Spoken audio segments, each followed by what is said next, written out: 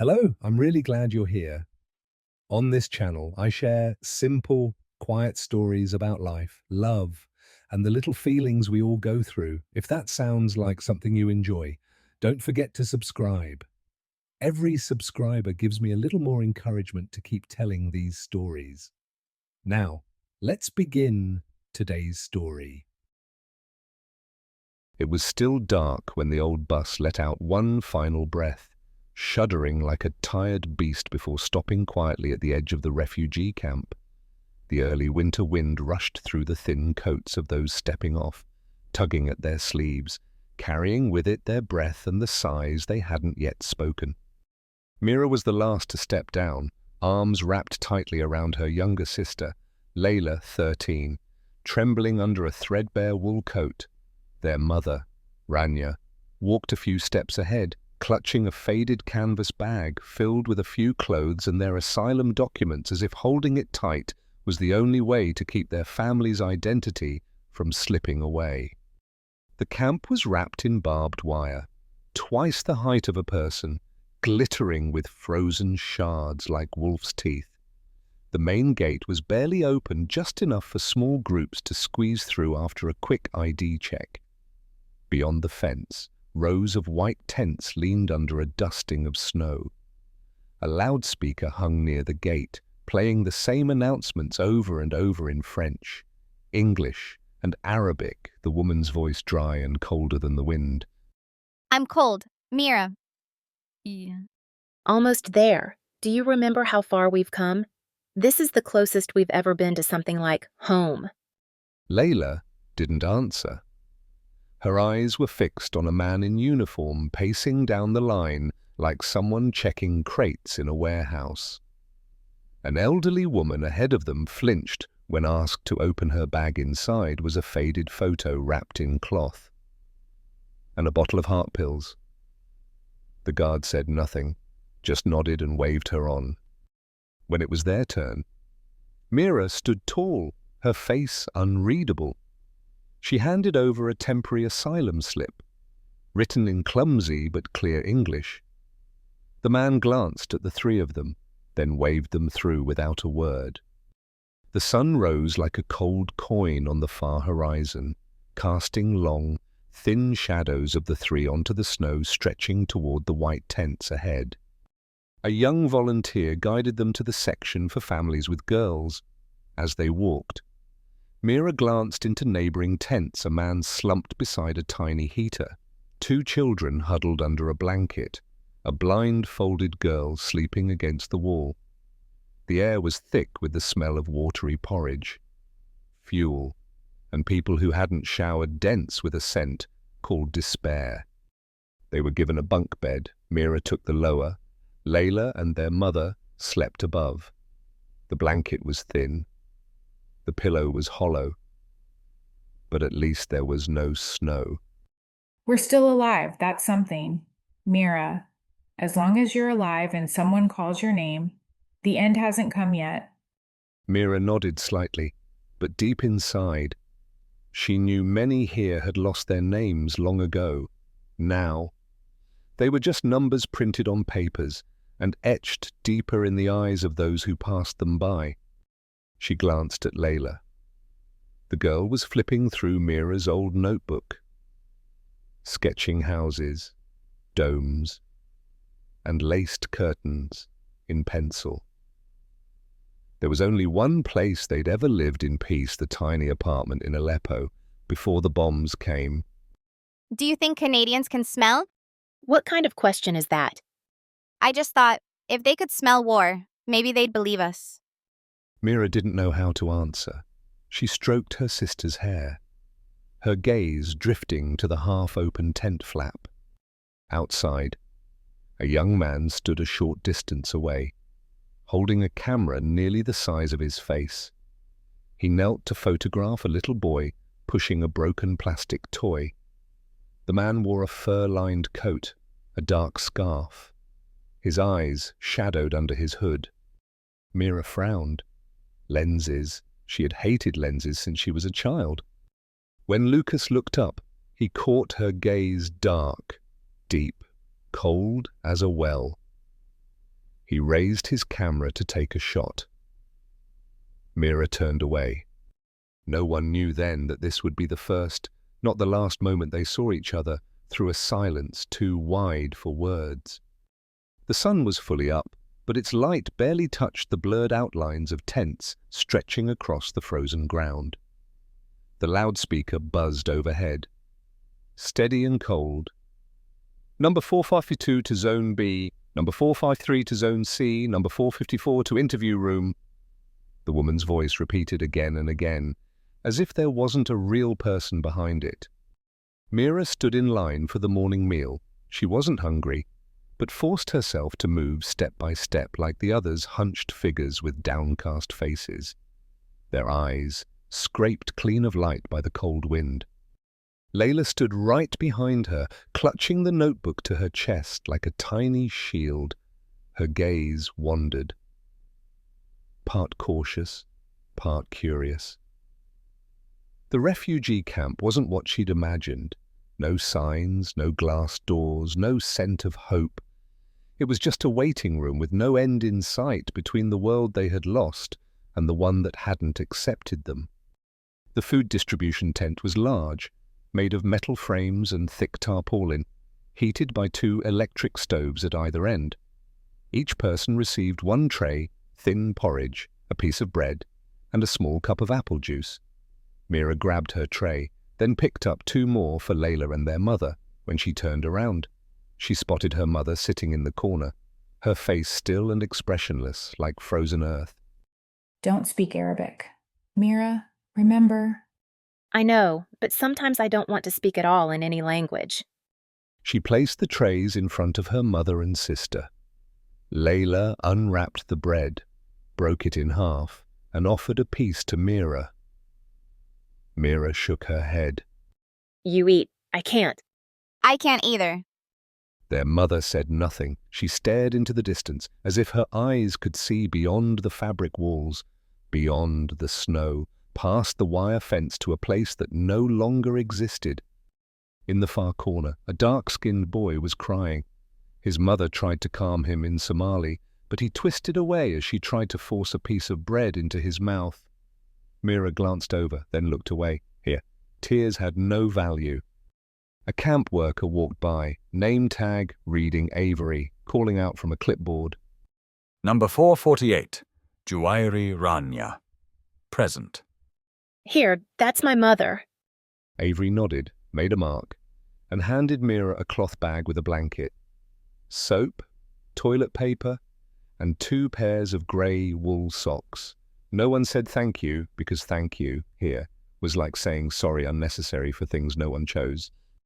On their way back to the tent, they passed another family coming the other way, 3 kids, a limping father, and a veiled mother.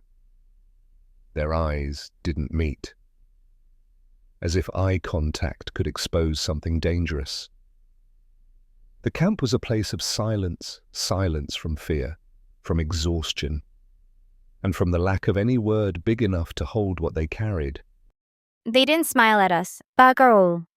No one smiles here. Back in the tent, Mira spread out the blanket and set down the bag. Layla took off her coat and sat close to their mother. Mama, I want to go back to school. Is there a school here? Yes, but first, you have to survive. Mira said nothing. She sat down, holding half of a stale piece of bread. She didn't eat it.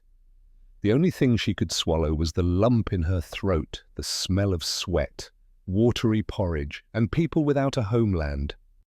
The afternoon slipped by as if the sun had only dropped in to mark attendance before disappearing in haste.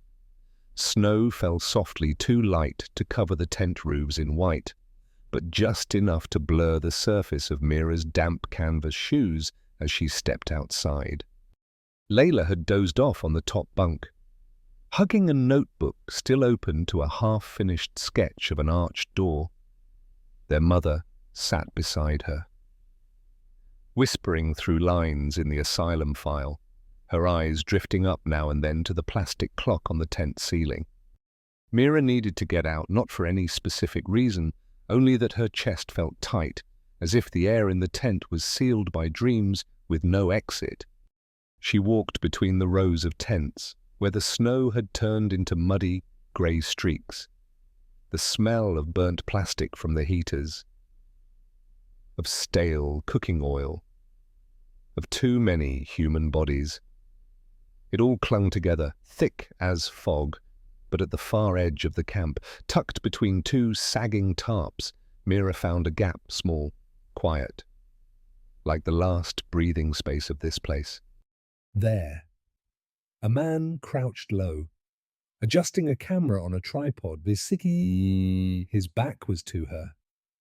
He rotated the lens, stepped back, checked the frame. In front of the camera, 3 boys were stacking snow into a crooked little fence, giggling though their lips were already pale. Mira stood still in the tarp's shadow, observing. He didn't seem like a journalist, no questions, no commands, no charity giveaways. He was just recording. When the oldest boy waved, the man crouched again and pressed the shutter. The click was soft, steady, like someone breathing carefully. Not to disturb the silence. Mira moved slightly, and the sound of her shoe just faint was enough to make him turn. Lucas saw her the way one might see a creature that had never been named. He didn't speak, just tilted his head, and this time turned the camera not toward the children, but toward her. Mira froze. Don't! Her voice wasn't loud, wasn't harsh, but it was enough to stop his finger mid-press. Her eyes met his, no anger. Just clarity. I'm sorry. He lowered the camera and stepped back 1 pace, as if retreating from a line he hadn't meant to cross. Mira didn't move. Quiet as a snow shadow. What are you taking these for? To remember. For the media. No, for me. Mira didn't say anything else. A gust of wind lifted a fleck of snow from her shoulder. She brushed it off, turned, and walked away without looking back. Lucas watched her go. He didn't take the photo, but in his mind, it was already there, her unsmiling face, long hair falling behind a pale brown coat, and eyes that did not flee. They weren't the eyes of a refugee. They were the eyes of someone carrying an entire homeland in her chest and biting down on it with frozen teeth. The next day began with a wake-up bell and a layer of frost on the thin blankets. Mira woke before Layla and their mother. She slipped her hands into her coat pockets and tiptoed outside while the others were still drifting in and out of sleep. She volunteered to help in the kitchen, not out of goodwill, but because it was the only way to stay upright, to keep moving, to keep her hands from freezing. The kitchen was a large tent at the far end of the camp, filled with the scent of burnt oil, flour, and quiet sighs. Mira wore thin nylon gloves and stood beside 2 older women, slicing bread and laying the pieces into plastic trays. The task repeated itself like a knock on a closed window, no hope, no anger, just endurance. As she bent to arrange the final row of bread, a figure entered through the side flap. She didn't need to look up to know who it was. She felt the gaze before the camera even appeared. Lucas stood still, both hands holding the camera at his chest. He didn't take a photo right away. He simply watched. Mira didn't look at him. She kept stacking the bread. 1 motion, then 2, then 3, steady, precise, unwavering. Then came the click. Mira looked up, not angry, just looking. You don't have the right. Lucas lowered the camera and nodded as if accepting a sentence that needed no defense. I know. Then why do it? Because I've never seen someone look so strong doing something as simple as handing out bread. Mira stepped closer, not fast but firm. You think strength is in the way I stand. No, in the way you don't bow your head.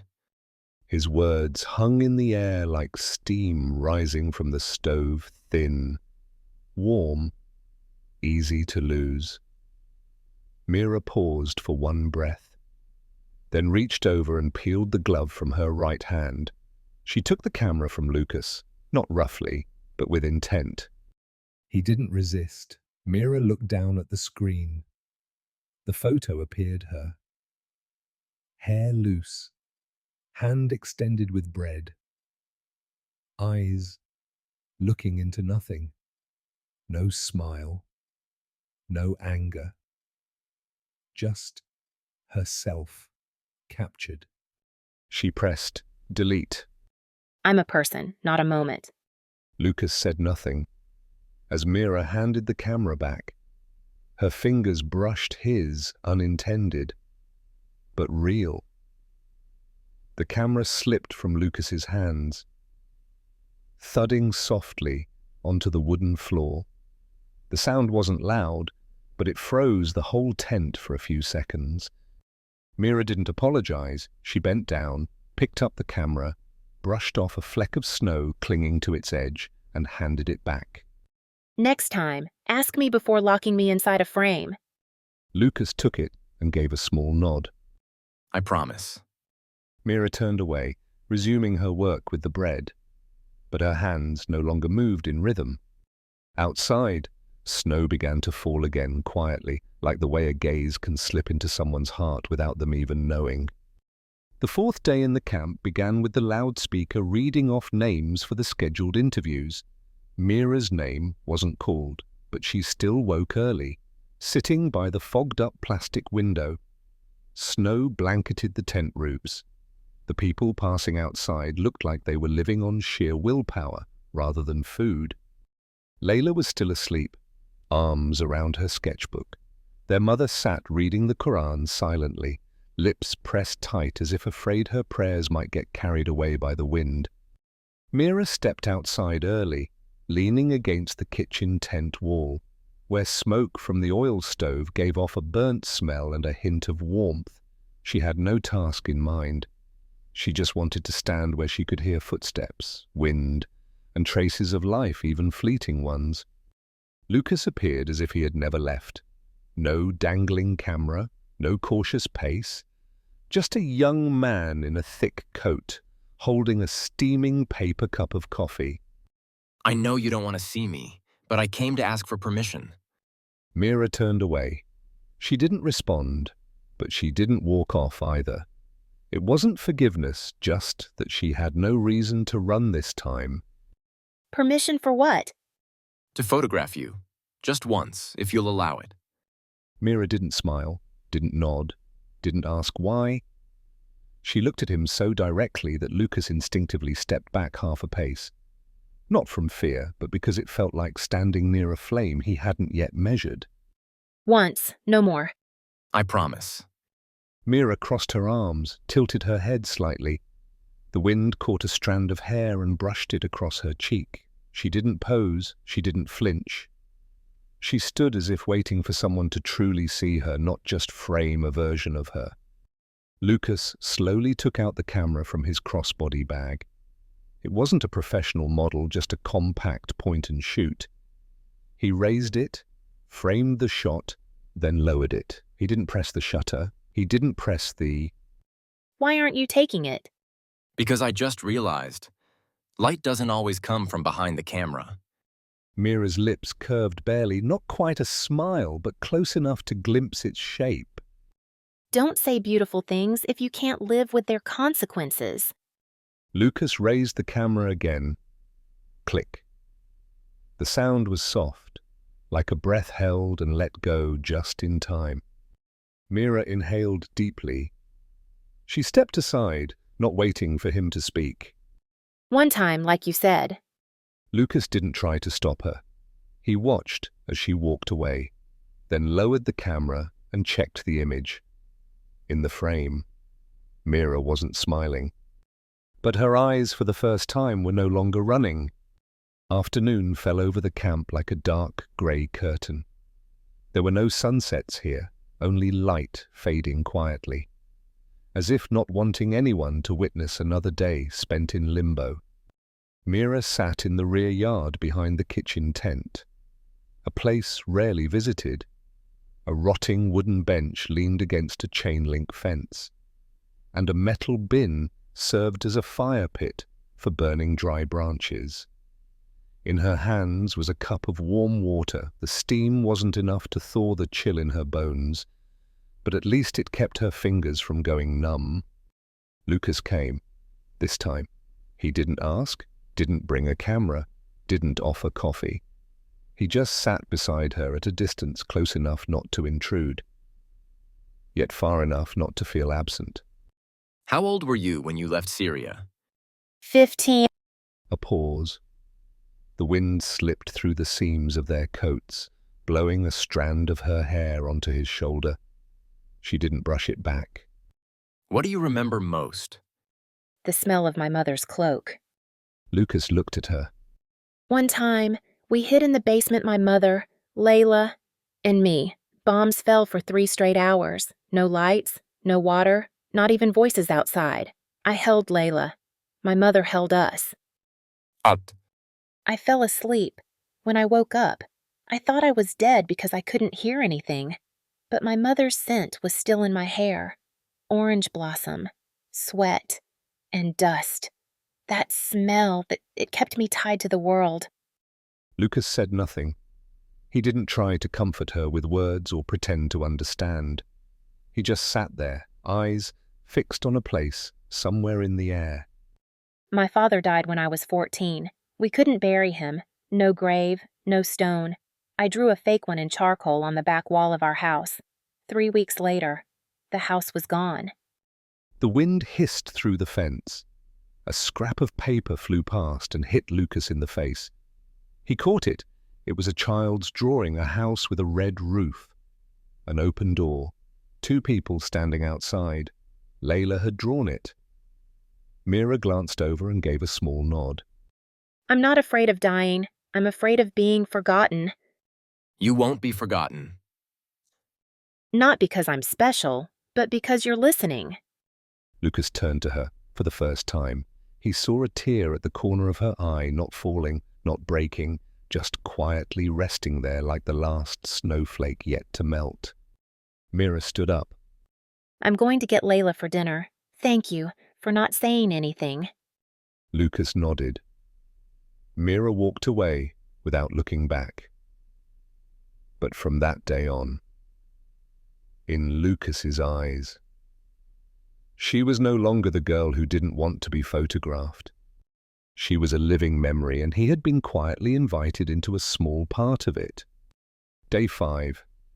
The snow fell heavier now, dusting tent roofs and covering the paths worn by footsteps. Inside the camp, medical checks were postponed. The heaters couldn't warm every tent. People pinned blankets to the walls to trap the heat and moved in silence as if survival depended on it. Mira received a small parcel from a camp volunteer. Her name was handwritten in blue ink, slanted as if someone were still learning to write in Arabic. She opened it, an old book, Le Petit Prince, in French and Arabic. Inside, tucked it between the pages, was a note. You once said you wanted to be remembered. This is one way to not disappear. Mira held the book. She didn't smile, but her grip tightened slightly.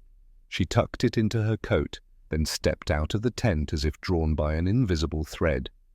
Lucas was sitting at the far end of the camp yard, beside an old wooden table once used for food distribution. On the table lay a color-printed map of Canada and a few blank sheets of paper. He was sketching with a pencil, focused, as if that alone could keep the snow from falling.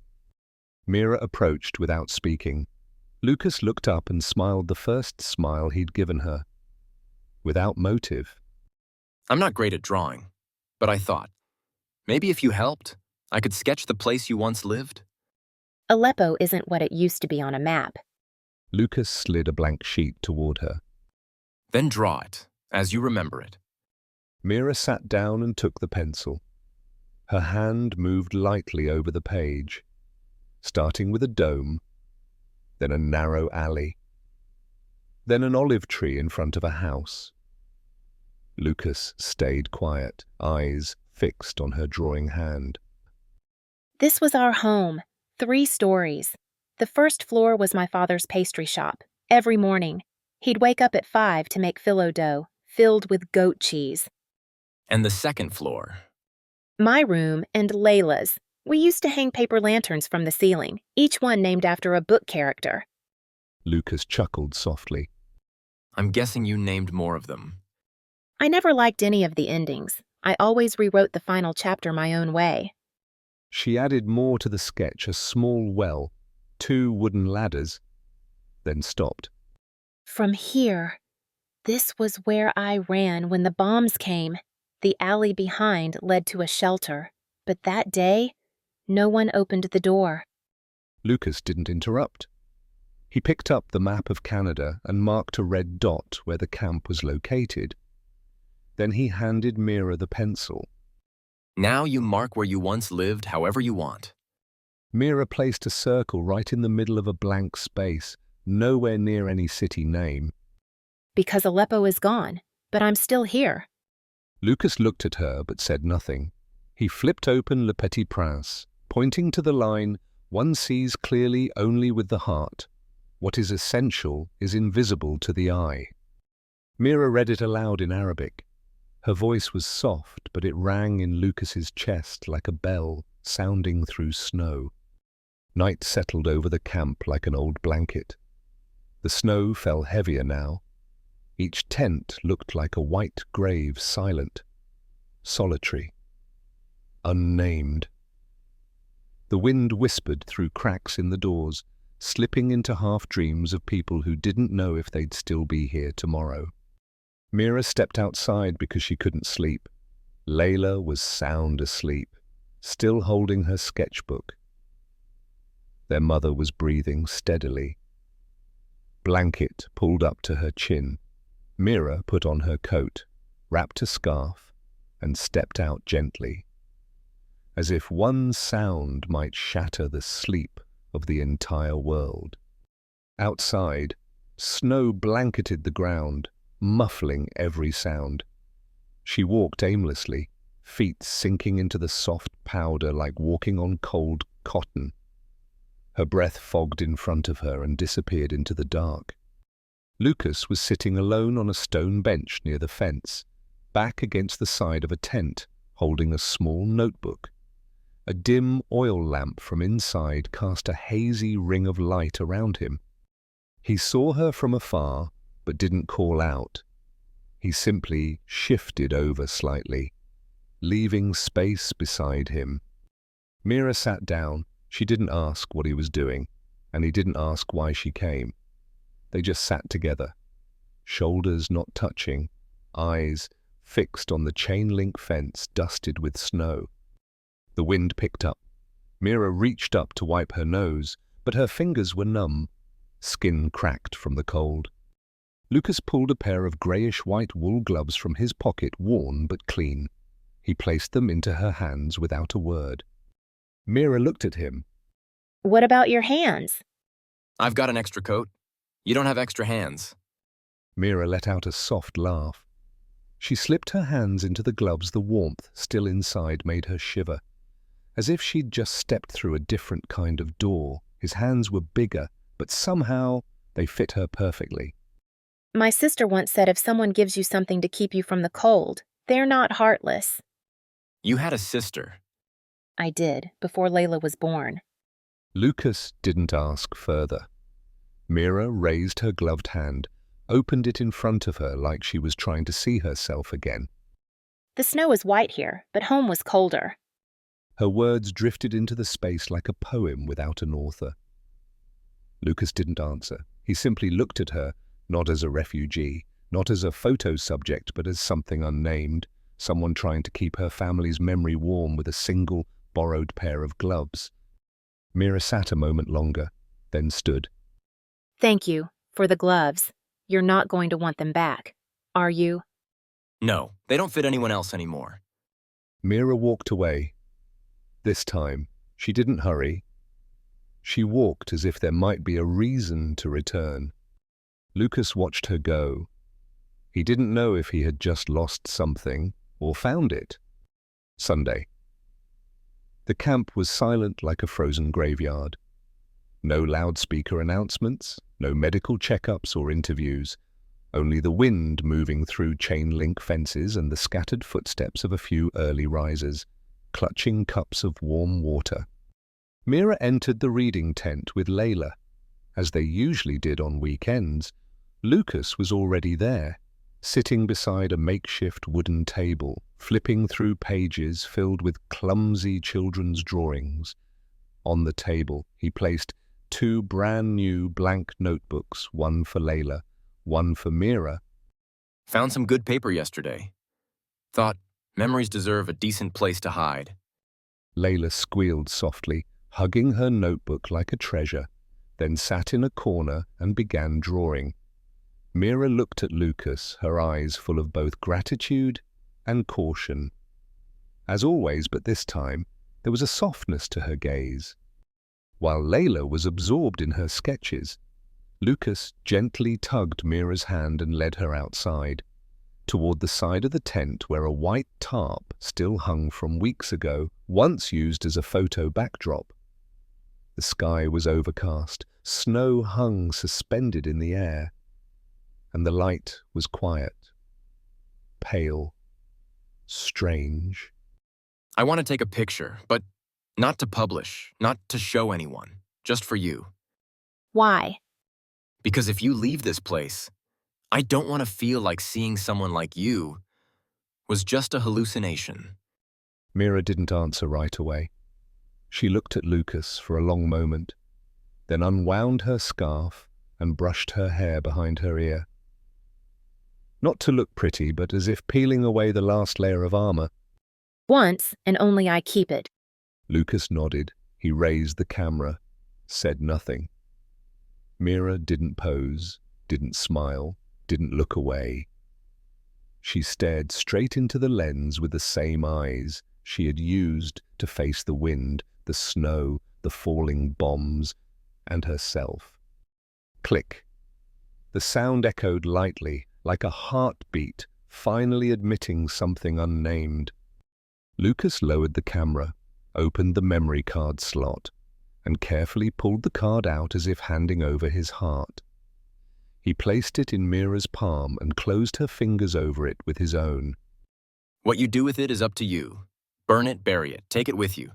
But that photo is yours, not mine. Mira looked at him. The wind stung the back of her neck, sharp and cold. But his hand was warm not from skin, but from the trust no one had ever offered her before.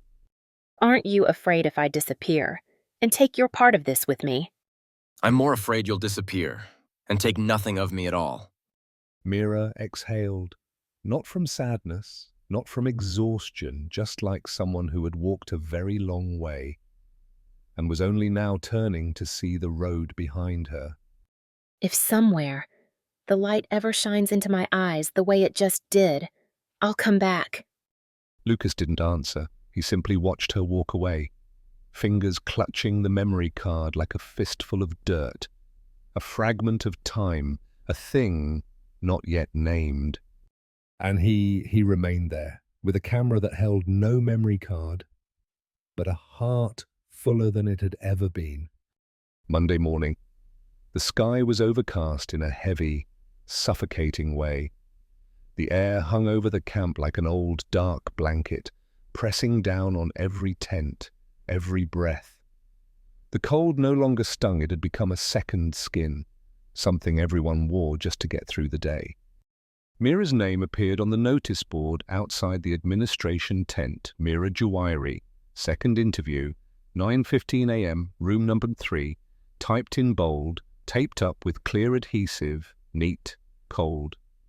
Mira was the representative for her family's asylum application. She had known this day would come, but no one had told her that being the oldest on the file meant becoming the voice that would speak for everyone's fate. Her mother gripped her shoulder tightly. Layla stood by her sister's leg, eyes wide, as if she sensed the silence around them wasn't a good sign. Mira bent down to fix Layla's scarf. Her hands trembled not from the cold, but from the weight of knowing that one wrong answer could send their family back to a place they barely escaped. Stay and watch over Mom for me, and save the best dream to tell me later, okay? Layla nodded slowly. Her eyes were pink, but no tears fell. Mira pressed her forehead gently to her sister's, then stood up. She turned away so the wind could catch her tears before they did. Lucas was waiting in front of the administration yard. His hands were in his coat pockets, back leaning against a post, eyes locked on the tent entrance bar. As Mira approached, he stepped forward. He didn't ask anything, just walked beside her like a quiet shadow. You don't have to do this alone. Everyone does this alone. They don't interview your heart, only your documents. They stopped in front of tent number 3. The flap rustled in the wind like an open wound. Mira turned to Lucas. Her eyes held no tears. But didn't need to, they were already standing at the edge of breaking. If they ask who can prove you belong here, I'll raise my hand. Mira didn't speak.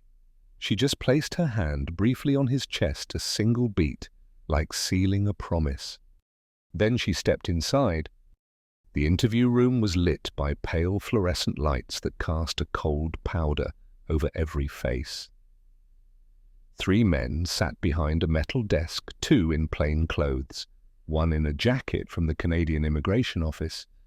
Full name. Mira Juwairi. Date of birth. Place of birth. Question after question, Mira answered evenly. Without hesitation. She had practiced this speaking as though it wasn't her own life, but someone else's notes she had memorized. Reason for leaving Syria. Our home was destroyed by bombs. My father was killed. My mother didn't want Layla growing up among explosions and corpses. They pressed for details about the neighborhood, her father's death certificate, any ties to military, militias, or NGOs. Mira answered every question, upright, eyes steady. But she knew in this room, the truth didn't always weigh more than a stamp. After 37 minutes, the interview ended. No nod, no encouragement, just one line. A decision will be sent to your tent within 48 hours. Mira stood. She bowed her head and walked out, not fast, not slow, like someone walking through rain, knowing she'll never really dry again. Lucas was waiting outside. He caught her eyes, unchanged in color, silent in speech, but carrying a depth he had never seen in her before. How did it go? Mira looked into his eyes for a long moment, then gave a small shake of her head. They didn't say, but you know this place silence is a kind of no. Lucas wanted to hold her, not to comfort, but to keep something from falling apart. But he didn't. Because in that moment, Mira didn't need arms around her. She needed space to stay standing. Night fell fast, like a heavy curtain dropping all at once. The camp slipped into stillness, with only the wind pressing against tent walls and, now and then, the distant howl of a dog. Everyone had gone to sleep long ago. The rows of tents were utterly quiet, a few flickering lights glowing behind thin window flaps. Mira stepped out, hands buried in her coat sleeves, as if searching for a place to hide a soul gone hollow. Layla had fallen asleep early, curled up against their mother, 2 faces, young and old, pressed close in slumber, their posture touched with sorrow, as if their spirits, too, were buried deep in the frozen night. Lucas hadn't slept either. He quietly joined Mira just as she stepped out. He carried a small flashlight from his backpack, guiding them past a few rotting wooden planks to the stone bench where they had once sat beneath the snow. The flashlight cast a soft glow, holding a faint warmth in the cold. Mira sat down, eyes gazing out into the vast emptiness of the camp, where memory and hope lay side by side, thin as the snow that covered them. No one spoke. The silence stretched so deep that they could hear each other breathe. Lucas slowly reached out and gently touched Mira's hand. He didn't grip it, just touched it as one might touch a fragile wound, careful not to make it worse. Mira didn't move, she didn't pull away, but she didn't open up either. She simply let her hand remain under his. After a long while, Lucas gave her hand a soft squeeze, not to hold her back, but to say, "I'm here, in the quietest way possible." Mira closed her eyes. A tear slid down her cheek, not loud, not dramatic, just a quiet mark of pain, and of something unnamed beginning to matter. When she opened her eyes, the look he gave her settled deep in her heart, a light soft enough to see herself by, even in a place filled with nothing but snow and loneliness. Lucas bowed his head and kissed the back of her hand, once. A silent vow, full of longing with no promise made. Mira stood up, pulled the white gloves from her coat pocket, and handed them back to Lucas. Keep them. I'm carrying the papers. This is your part. He nodded gently. Mira turned and walked ahead. Lucas watched her figure slowly disappear into the snow. The tent door closed softly behind her. Lucas remained there, eyes quiet, not regretful, just waiting for a fate delayed that he still believed in. The next morning, hurried footsteps echoed along the wooden hallway outside the tents. A camp official in a blue uniform went door to door, holding a stack of pale yellow folders. Each one bore a name in the top corner, stamped with red ink, the decision. When he stopped in front of Mira's tent, her mother was the first to stand. Mira stepped forward, her eyes no longer waiting, just silently accepting the paper like someone receiving a verdict they'd already foreseen. The printed words were cold: "Case No. 6170, asylum denied. You are required to leave the territory within 72 hours from the time of notification." No explanation, no reasoning, nothing but a command: leave as soon as possible. Mira's mother sank onto the bed, staring at the paper as if she couldn't understand how, after all the years of fleeing, the answer was still no. She didn't cry. There comes a point when someone who's cried too much can only sit in silence. Layla curled up in the corner of the tent, clutching a small fabric bear, the only thing she'd brought from Syria, now worn at one ear. Mira said nothing. She folded the paper and tucked it into her coat pocket. She knew feelings were a luxury now. What they needed was to pack, to leave, to survive. She opened a cloth bag, pulling out coats, socks, a piece of dry bread wrapped in tissue. She arranged everything by habit, the way she had arranged every escape before. Outside, the snow was falling again. But this time, it wasn't beautiful. It was just another obstacle, cold, slippery, and stretching the road toward a place no one wanted to call home. Mira stepped out of the tent without saying anything to Lucas. She needed time to steady herself. But when their eyes met across the campyard, she knew this would not end without one last moment to say what truly needed to be said. Afternoon cast a thin grey veil over the entire camp. It didn't rain, but the air was so damp you could almost hear the snow melting into the earth. Mira stood behind the tent, near the old wooden fence. She held a cloth in her hand, wiping a plastic box used to carry stale bread. There was no real reason for her to be there, other than not wanting to meet the eyes that had been waiting for her since morning. Lucas approached. He didn't need to ask where Mira was, somehow.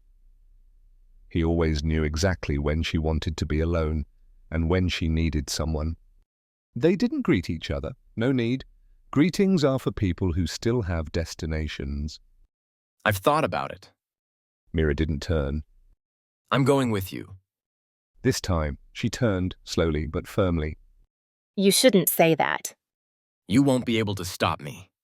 No, but I don't want to watch you drown for trying to pull someone already sinking. The wind picked up. Lucas stepped closer just enough for Mira to see his eyes. They weren't urgent.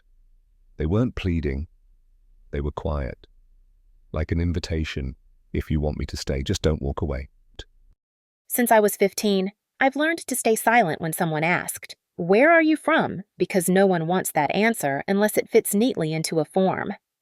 Lucas said nothing. He looked at her hands, clenched tightly around the cloth as if she were holding on to something fragile. Maybe trust, maybe herself. Living undocumented doesn't just mean lacking rights. It means every day.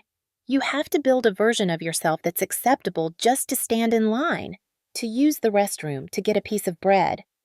You weren't made for that kind of life.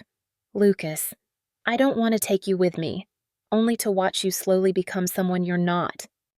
Lucas stepped closer. He pulled the old white gloves from his coat pocket and placed them in her hand. Then take these. Not to remember, just to know someone once stood beside you and never asked for anything. Mira took them, said nothing, but in her eyes, something unlocked like a river just released from a long winter. She pulled her hands back, slipped the gloves into her coat. A second later, she stepped forward and touched his shoulder lightly. Just once. But it was enough to make his entire body freeze in place. If one day I stand on my own land, and they call me by my real name, I'll come find the eyes that held me steady when everything else let go. Lucas didn't nod, he didn't cry. He just looked at her as if memorizing, one last time, that face, that stance, that voice. Mira turned away, step by step, slow but unwavering. When her silhouette vanished behind the tents, Lucas remained still. The wind swept through his hair. His hand clenched not from the cold, but because he had just lost something he hadn't yet dared to name. Toronto welcomed Lucas with hurried footsteps on crowded sidewalks, the rumble of streetcars underground, and glass windows glowing late into the night. The city was alive, more alive than ever. In fact, but inside Lucas, everything had slowed since the moment Mira vanished from view. He didn't return to the refugee camp. No need, no way. Instead, he opened a photography exhibition, a project he had once dreamed of, now finally real faces without a nation. In a small gallery in Kensington Market, black and white portraits lined the walls, children with wide, unblinking eyes, mothers holding their babies like the whole world, a man with a plastic bowl and eyes that had run out of things to ask for. At the very center, on the largest, brightest wall, was the photograph of Mira. Not the first one he ever took, not the second one she kept, but one pulled from a frame never quite finished her standing between two tents. Hair blown back by the wind, eyes not looking into the lens but through it as if seeing something far off, invisible to the rest of us. There was no caption beneath it. No name, no origin, no date. Only a single line, faintly etched into the edge of the frame. These eyes don't ask where you're from. They ask if you've ever been forced to leave. On opening night, the gallery was packed. Some came out of curiosity. Some were journalists. Some had once lived in camps and stood silently for a long time before the portraits. But no matter how many frames they passed, something always made people stop at the one in the center. And Lucas, standing quietly in the back, arms folded, didn't need to be asked why. Of all the faces he had ever photographed, only one had never needed to pose to be truly seen. Day 2 of the exhibition. The crowds weren't as dense as opening night, but each person who walked in paused for a long time in front of Mira's photograph.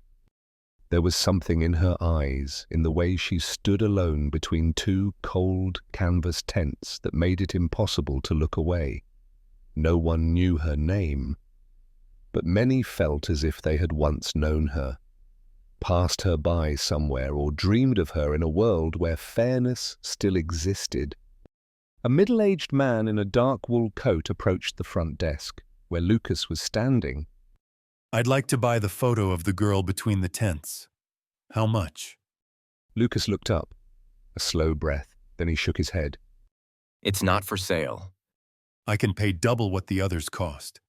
That piece, it's the strongest one in this room. She's not for sale, and I never meant for anyone to own what I never had the right to keep. The man paused, then nodded. He turned to leave, but before stepping out the door, he looked back one more time. His eyes were no longer those of a collector, but of someone who had once lost something that mattered. In the days that followed, others tried to buy the same photograph. Some were collectors, some were journalists. One was a young woman, eyes red-rimmed, who stood silently for a while before asking softly, When did you take her picture? In a winter that never had a beginning, and an ending I was never invited to witness. The woman didn't ask anything more. She just nodded and walked away. Lucas remained.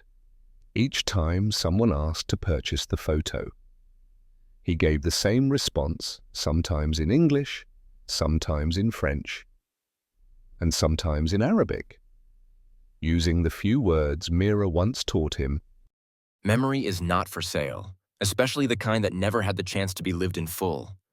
In the final week of the exhibition, a small talk was held in the main gallery. Folding chairs circled the room, simple but warm. The guest speaker was Lucas. The topic, memory and portraiture. Lucas sat on a wooden chair, wearing a turtleneck sweater and his familiar grey scarf. In front of him sat a small group of young people, students, aspiring photographers, and a few whose expressions suggested they had once lived through what the faces on the walls had. The moderator asked, Out of the hundreds of portraits, is there one face you can't forget? Lucas paused.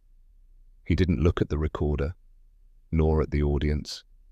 His eyes drifted to the photograph at the center of the room. There was a girl. I met her near the northern border. It was snowing, very cold. He stopped briefly, then continued.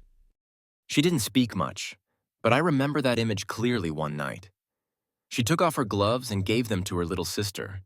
Then she spread her arms to shield the child's head when the snow began to fall hard. But she never shielded her own eyes from the truth. The room went still. Everyone could picture it, a girl with no name, protecting her family, yet meeting reality without flinching. She once said, "Silence is sometimes the loudest answer, and that photograph on the wall, it's the answer I never got to send back." The moderator wanted to ask for her name, but didn't, nor did the audience. Somehow, everyone understood. Some people, once they've stepped out of your life, are meant to remain like light on a wall. Not defined, just never allowed to fade. The gallery closed every night at 8. The staff left by 8:30, and from 8:30 to 9, only Lucas remained alone. He walked the length of the hallway, checking the frames, turning off lights one room at a time. But he always left the center lights on, the ones that lit up Mira's photograph, still upright, unfaded. Each night, before switching off the final light, he passed by that photo. He stopped, not looking directly, not stepping back, just standing close enough that the tip of his finger could touch the edge of the glass. And he did touch it, not the glass itself, but the space. No one else could see the space between Mira's eyes in the image, and something that would never become words. No one knew he did this every day. No staff member asked why that frame was always strangely clean. No one noticed the central light stayed on longer than the rest every morning. Sometimes, Lucas stood longer than usual, his hand on the glass, his heart beating steady, while inside him, the past rewound. Not out of regret, not hoping something might change, but simply to remember in one real moment. He had seen someone and had been seen, even if only once. Then he turned away, switched off the light, locked the door, and the Toronto night began, as it always did. Except in one darkened room, there was still a pair of eyes, gazing through the frame. Not quite sorrow, not quite hope. Just still there. Friday. Just another morning in Toronto. Lucas checked the mailbox in the apartment lobby. Just bills, advertisements, and an envelope.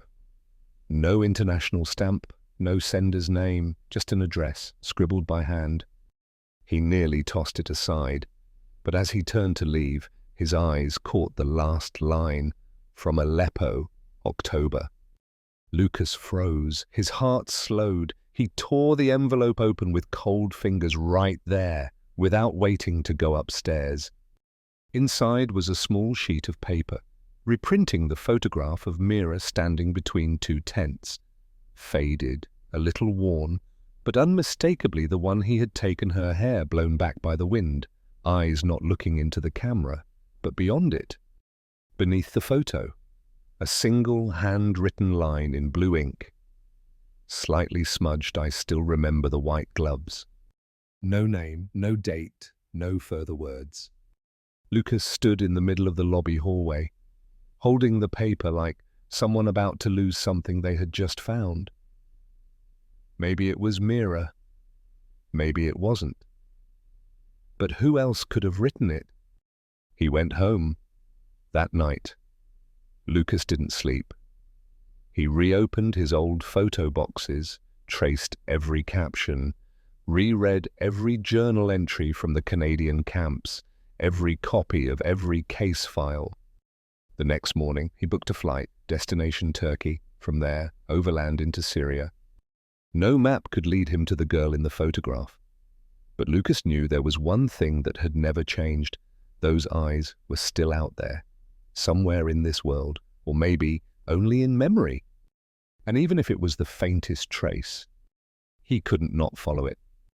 Lucas arrived in Istanbul on a drizzly afternoon. He carried no heavy luggage, just a small backpack, an old camera, and a photograph sealed in a moisture-proof pouch. Everything else he had left behind in Toronto, including certainty. From Turkey, he boarded a small truck heading southeast, crossing borders through silent checkpoints and towns whose names had once filled headlines, but now no one could pronounce them right. 3 days later, he stood on the ground that used to be Aleppo. The driver pointed toward an area marked no longer inhabited, then shook his head and drove off. Lucas didn't ask more. He knew some journeys don't need permission, only purpose. He followed an old humanitarian aid map, the one Mira had once pointed to when she said, "That was home. Bustan al-Kasr, Block 13. What remained was rubble, charred walls, concrete steps leading up to nothing, no roof, no doors, just fragments of walls standing like the last survivors of a flood no one returned from. Lucas walked slowly through broken foundations, eyes scanning each cracked tile, each hand-etched line blurred by weather and time. In one collapsed corner he found it.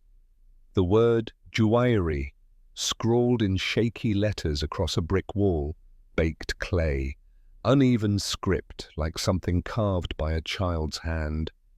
Lucas knelt down, brushing away the dust. He sat on the sturdiest remaining step, maybe once a front porch. Maybe Mira had sat there once, doing homework, watching her father return from the market, or simply looking up at a sky without gunfire if such a day had existed. From his backpack, Lucas pulled out the original photograph. A black and white print, thick paper, edges slightly worn.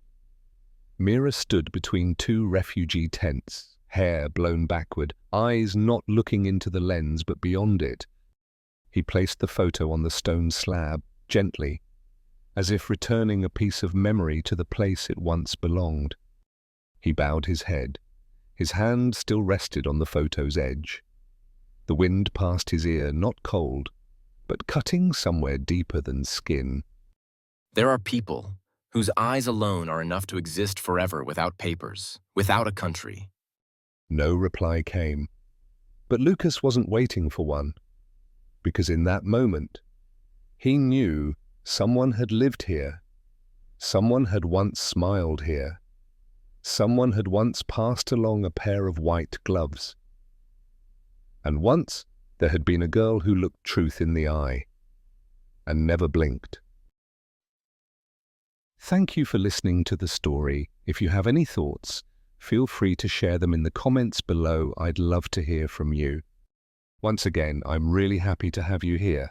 Don't forget to subscribe so we can keep sharing more stories about life together. Take care and see you next time.